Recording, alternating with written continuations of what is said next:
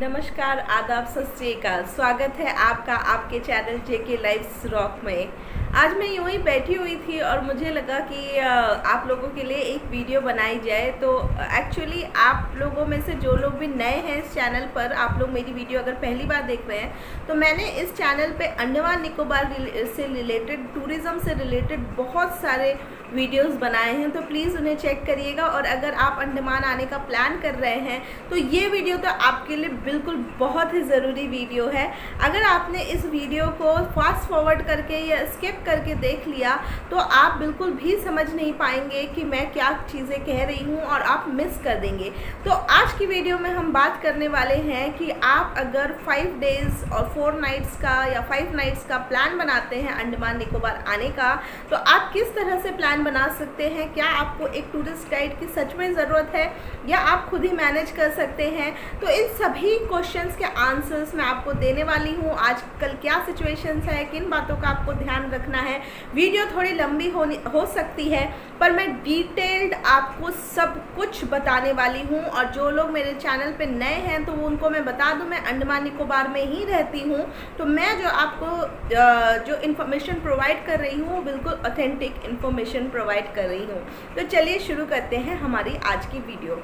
देखिए, अगर आप अंडमान निकोबार आने का प्लान कर रहे हैं अपने फैमिली के साथ तो आप मिनिमम जो है वो 5 दिन लेके चलिए, यानी 5 दिन 5 डेज़ एंड 5 नाइट्स। मैं इसलिए बोल रही हूँ क्योंकि मैक्सिमम लोग जो हैं वो मॉर्निंग में यहाँ पे लैंड करते हैं। तो आप अगर मॉर्निंग में लैंड करेंगे तो वो दिन भी आपका अपना होगा। तो आप अब किस हिसाब से, आप तो आ तो गए अंडमान में, मतलब पोर्ट ब्लेयर में आप पहुँच तो गए, अब आपको क्या करना है।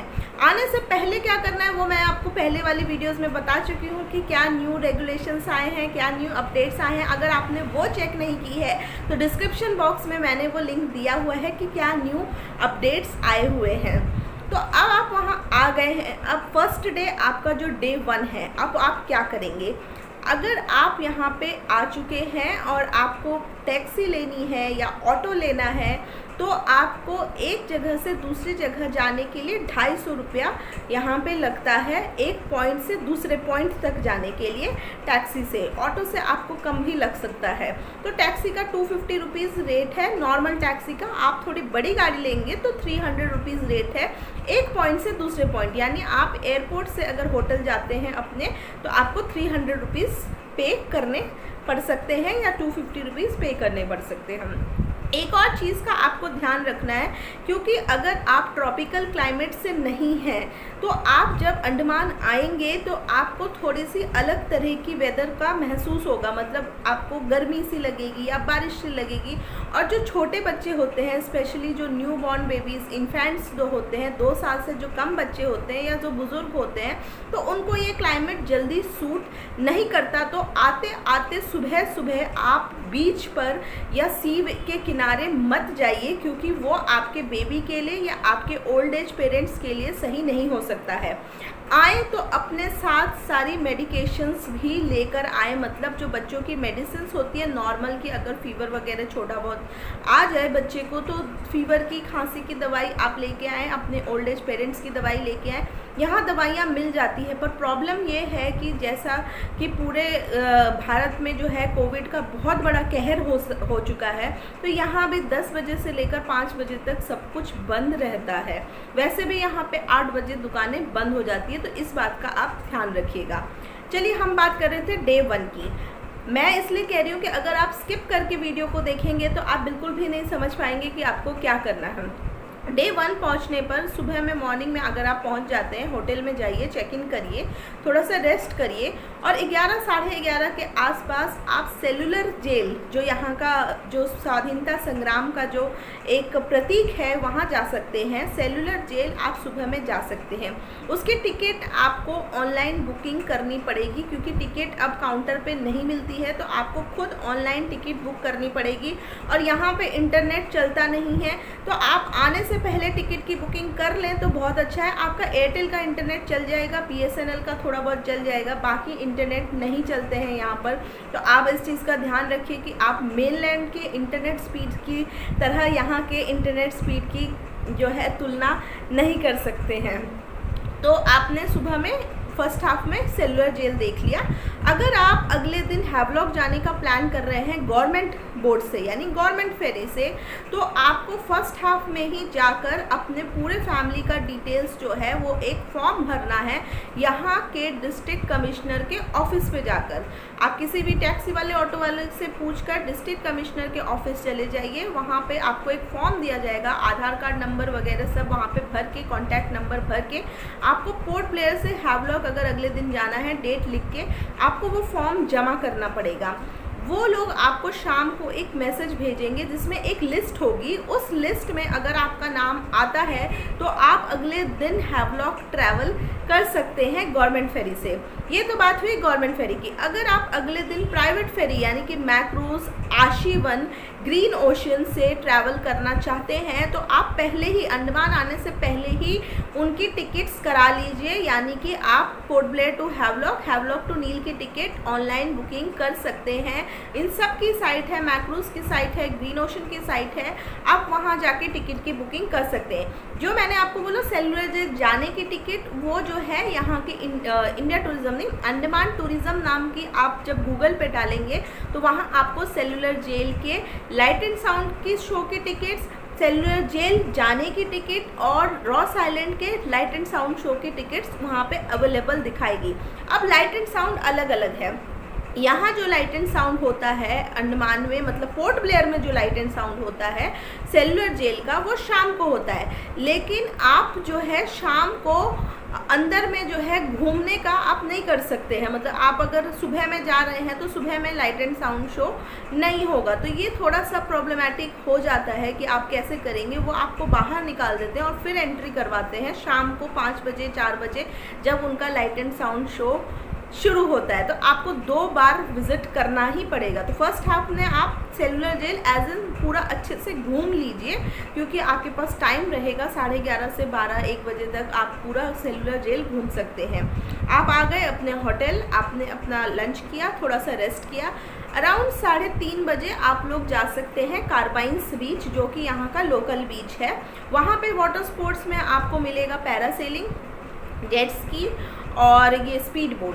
तो वहाँ पे वो लोग खड़े रहते हैं, आपको ऑन द स्पॉट टिकट करवा सकते हैं, नहीं तो वहाँ पर एक छोटा सा ऑफिस भी है एडवेंचर स्पोर्ट्स का कार्बाइन्स बीच पे, वहाँ से भी आप टिकट लेके जा सकते हैं। ठीक है, तो ये हो गया आपका डे 1। अभी कंप्लीट नहीं हुआ तो आप 3:30-4 बजे कार्बाइन्स बीच चले गए, वहाँ आपने खूब मस्ती कर ली 1 घंटा 1.5 घंटा, और बीच पे शॉप्स भी हैं तो आप बीच पे शॉपिंग भी कर सकते हैं।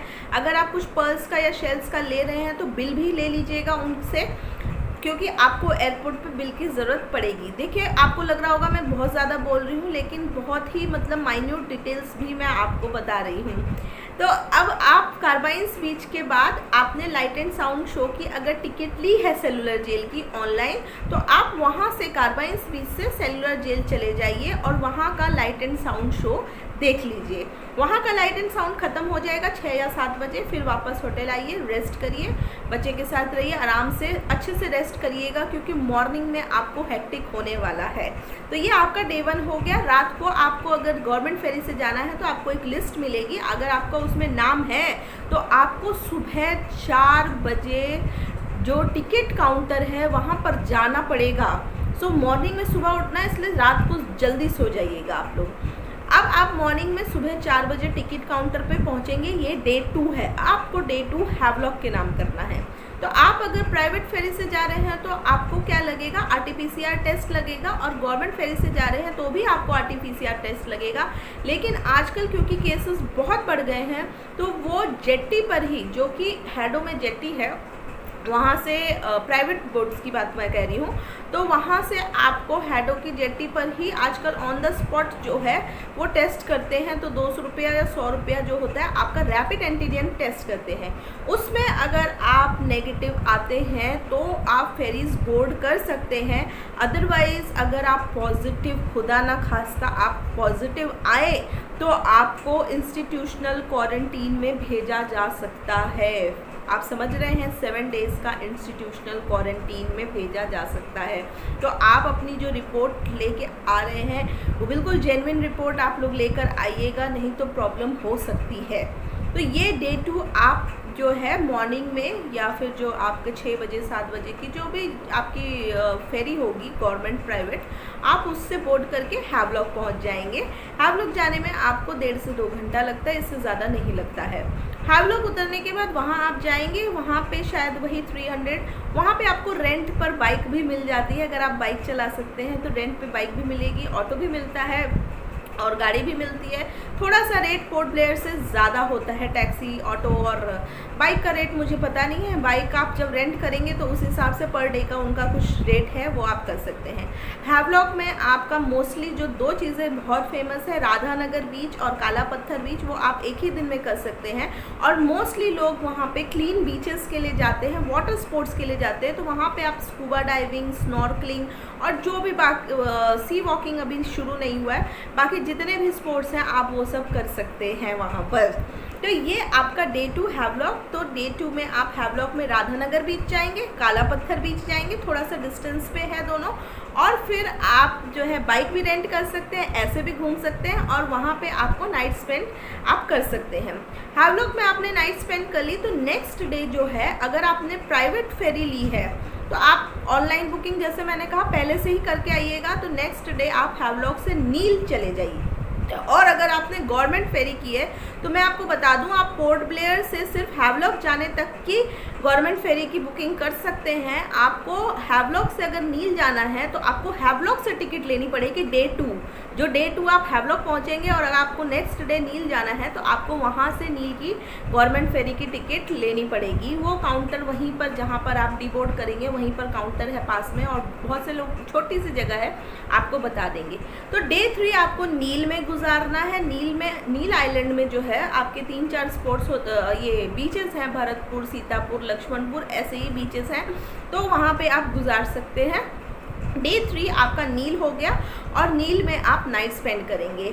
डे 4 आपको वापस आना है पोर्ट ब्लेयर। यहाँ एक इम्पॉर्टेंट बात मैं आपको बता दूँ, कभी भी ऐसे मत आइए कि जैसे आप नील में उस दिन नाइट स्टे ना करके आप शाम को आ गए। ठीक है, शाम को आ गए और नेक्स्ट डे ही आपकी फ़्लाइट है। आप शाम को आइए, बेशक आइए, आप नाइट स्टे मत करिए, कोई बात नहीं, लेकिन आप एक दिन अपने हाथ में ज़रूर रखिए, क्योंकि अगर खुदा ना खास्ता आपकी फ़्लाइट जो है, फ़्लाइट कह रही हूँ, आपकी फेरी जो है किसी भी कारण से, वेदर कंडीशन की कारण से, कोविड रूल्स के कारण से आपकी जो फेरी है वो नेक्स्ट डे पोस्टपोन हो गई, तो आपकी टिकट, फ़्लाइट की टिकट्स के सारे पैसे ख़त्म हो जाएंगे। तो मान लीजिए जैसे आज है 9 तारीख मान लीजिए, और आपकी 10 की जो है फ़्लाइट है मॉर्निंग की जाने की, आप 9 को ही शाम को पहुँच रहे हैं, 10 की मॉर्निंग को आपको पोर्ट ब्लेयर से मेनलैंड जाना है। तो अगर मान लीजिए 9 की आप फेरी नहीं पकड़ पाए या फेरी किसी वजह से नहीं आई, तो आप तो 10 की फ़्लाइट कभी नहीं पकड़ पाएंगे और आपके सारे पैसे बर्बाद हो जाएंगे। तो इसलिए आप ऐसा करें कि आप हमेशा एक दिन और रखें, यानी कि 10 की फ़्लाइट की जगह आप 11 की फ़्लाइट करिए। तो अगर आप नील में स्टे नहीं करते हैं नाइट स्टे, कोई बात नहीं, आप शाम को आ जाइए, तो आपका डे 3 नील का हो गया, वो दिन ख़त्म हो गया। डे 4 आपका पोर्ट ब्लेयर आ गया। तो 4th डे में आप जा सकते हैं रॉस आइलैंड जा सकते हैं, और रॉस आइलैंड से ही वही बोट जो है वो नॉर्थ बे भी जाती है, नॉर्थ बे भी आप जा सकते हैं, रॉस आइलैंड घूम सकते हैं, 1.5 घंटा आपको मिलेगा, नॉर्थ बे में आपको 1-1.5 घंटा मिलेगा।